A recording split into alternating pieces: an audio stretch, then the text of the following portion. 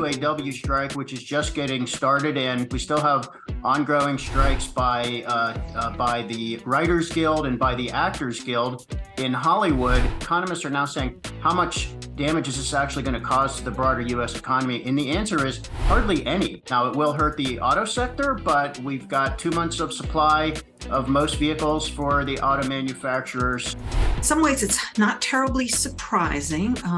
We certainly have a very strong labor market, a very strong economy, and strike activity usually rises when the economy and the labor market are strong.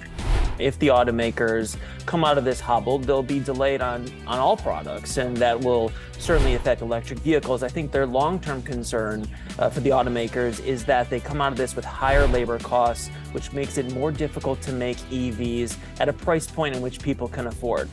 It's really fueling what we've seen as a summer of strikes, where you have these unrealistic, almost excessive demands on the part of union leadership across a whole host of industry that could ultimately be destabilizing for the entire economy. Well, the main thing we're really factoring into it is the lost wages. But when we talk about lost wages, we're really not just talking about the salaries and impacts that people are feeling in Hollywood itself and in a number of different places where filming actually takes place. It's a paradox, in the short term, they're going to have all this extra cash that they can use for other purposes, to pay down debt, to acquire other content like sports or more reality shows. But in the long term, they do need new scripted TV shows and movies in order to conduct their daily business. Well, if you look at the economics on it, I think these studios have to meet consumers where they are, bring the content, consumers will bring the dollars, and we can go forward with everyone entertained in the industry in a healthy state.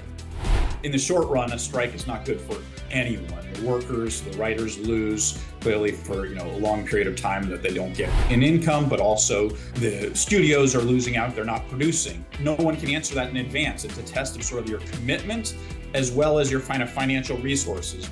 You do have a tight labor market, so unemployment rates are lowest they've been in decades. You also had a history of high inflation, so everybody is looking at the bargaining table as a way to make up for all of the costs and the increased cost of living. Currently, we have a more union-friendly president, and that means the labor law tends to be a little bit more friendly towards a NLRB. All of those factors come into play.